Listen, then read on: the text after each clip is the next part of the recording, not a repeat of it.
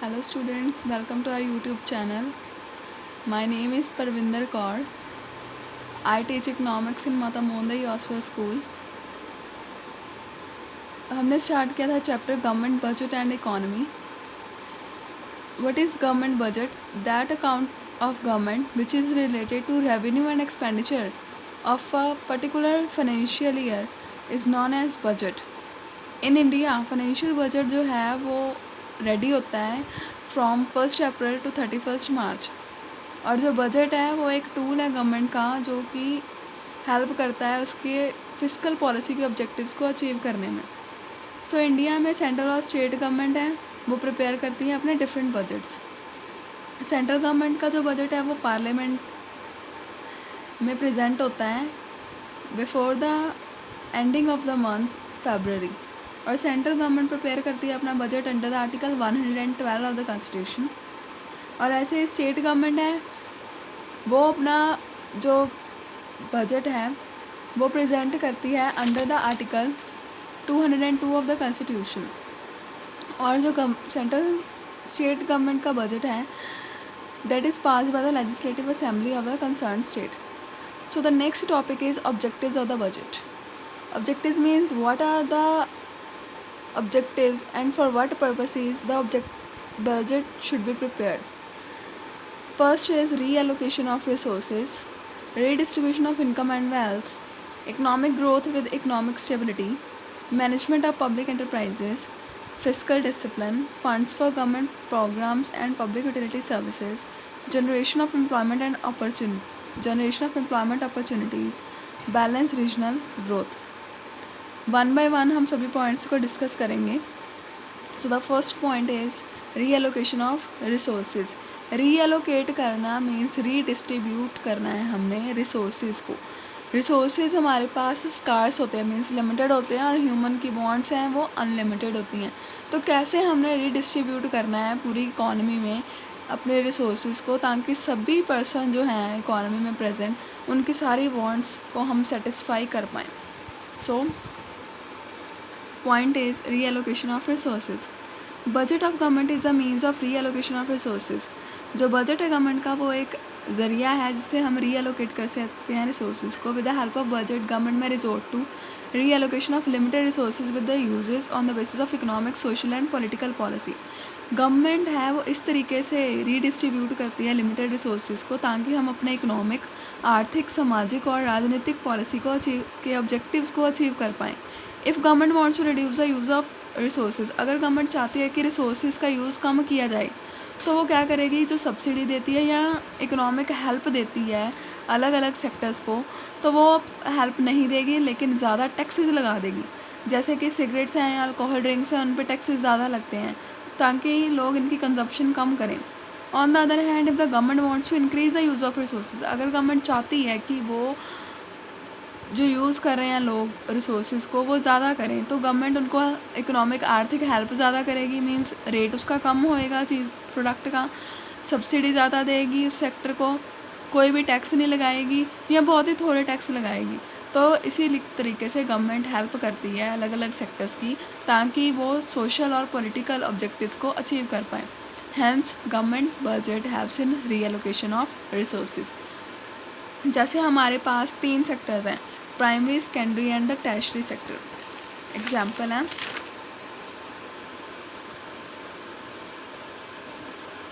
We have 3 sectors in the economy.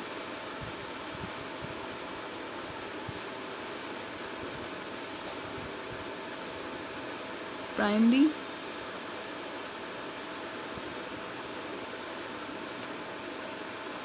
secondary and tertiary.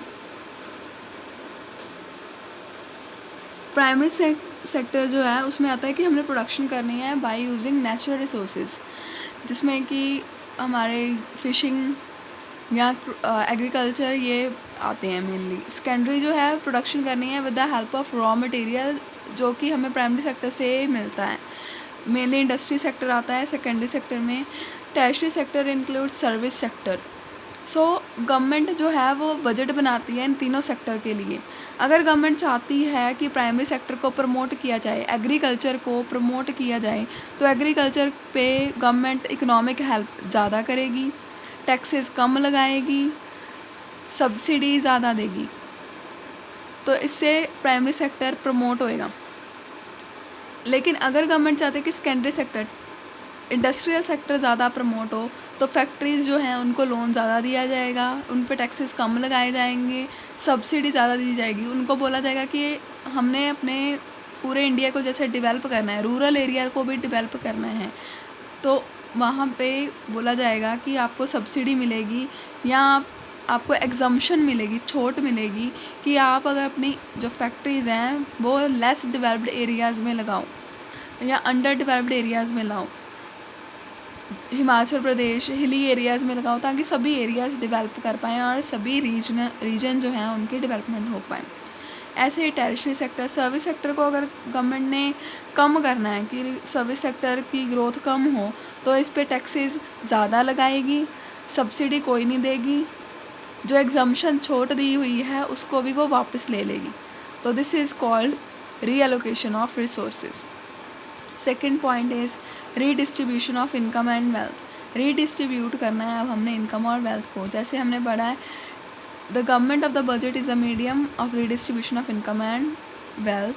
Tax जो impose करें, subsidy दे रहे हैं अलग अलग सेक्शंस को, तो government expenditure incurred under budget haves to achieve the target of redistribution of income and wealth. तो जो टैक्सेस इम्पोज कर रहे हैं, सब्सिडी दे रहे हैं या गवर्नमेंट अपना एक्सपेंडिचर कर रही है, तो उससे रीडिस्ट्रीब्यूशन होती है इनकम और वेल्थ की। गवर्नमेंट ट्राई करती है ताकि सोशल जस्टिस को अचीव कर पाए, ताकि वो ज़्यादा टैक्स इम्पोज करती है रिच अमीर लोगों पे, सब्सिडी देती है पुअर लोगों को और वीकर सेक्शंस को, and making expenditure on the social welfare schemes. जैसे हमारे honourable prime minister Narendra Modi हैं, उन्होंने बोला कि टैक्सेस जो इम्पोज करने हैं आप लग्जरीज आइटम्स हैं वहाँ पे ज़्यादा करो जो कि रिच पीपल कंज्यूम करते हैं। जैसे कि एलपीजी गैस सिलेंडर्स हैं उनकी सब्सिडी दी जाती है, और वीकर सेक्शंस हैं जो सोसाइटी के, उनको सब्सिडीज दी जाती हैं या इकोनॉमिक हेल्प दी जाती है। ओल्ड एज हैं उनको पेंशन स्कीम्स दी जाती हैं। तो these are covered under this section. And making expenditure on the social welfare schemes. Social welfare schemes means education पे उन्होंने स्कीम्स लगाई हुई हैं। विडोज़ को स्कीम है कि उनको इतना हम राशन देंगे या उनके बच्चों की पढ़ाई पे इतना हमने खर्च करना है। और वेरियस पब्लिक यूटिलिटी सर्विसेज में जो हमारा इंडिया है उसके इंफ्रास्ट्रक्चर को कैसे डेवलप करना है, रोड्स बनाने हैं, ब्रिजेस बनाने हैं, कैसे इंफ्रास्ट्रक्चर को डेवलप करना है। Hence budget helps in redistribution of income and wealth. लेकिन जो हेल्प करता है इस इनकम और वेल्थ को डिस्ट्रीब्यूट करने में, that is the government budget. अगर हम अपने पैसे का बजट बनाएंगे कि कहाँ कहाँ पे हमने लगाना है, हमारा पैसा स्पेंड करना है, तभी हम अपने ऑब्जेक्टिव को अचीव कर पाएंगे। Next, economic growth and economic stability. One of the main objectives of the budget of the government is to achieve economic growth with economic stability. हमने आर्थिक ग्रोथ लेके आनी है, लेकिन आर्थिक स्टेबिलिटी, स्थिरता भी लानी है इकॉनमी में। In order to do so, इसीलिए ये करने के लिए वन हैंड गवर्नमेंट ट्राई करती है कि इकोनॉमिक ग्रोथ हो, और अदर हैंड साथ ही में ये भी करती है कि रेगुलेट कर सके ट्रेड साइकिल्स। ट्रेड साइकिल्स होते हैं इकोनॉमिक एक्टिविटीज़ में फ्लक्चुएशंस मीन्स चेंजेस। जैसे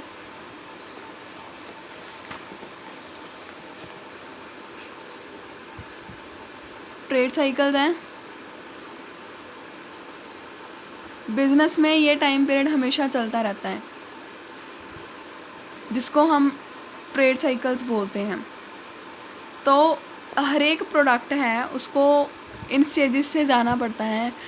इंट्रोडक्शन स्टेज, नेक्स्ट यहाँ पे ग्रोथ स्टेज है हमारी, मैच्योरिटी, देन डिक्लाइन स्टेज। तो इन सभी ट्रेड साइकिल्स को हम और नाम से जानते हैं, रिसेशन, डिप्रेशन, बूम पीरियड। सो जैसे ये टाइम पीरियड है, यहाँ पे बूम पीरियड है, मीन्स सभी कुछ जिसको हम बोले कि खुशहाली का टाइम पीरियड है। तो इस टाइम पे क्या होता है, सभी के पास पैसे होते हैं, वो अपना इन्वेस्टमेंट करते हैं। लेकिन जब डिक्रीज़ होता है हमारा ये टाइम, हमारे प्रोडक्ट की डिमांड कम हो जाती है, तो उसे रिसेशन टाइम, डिप्रेशन टाइम बोलते हैं।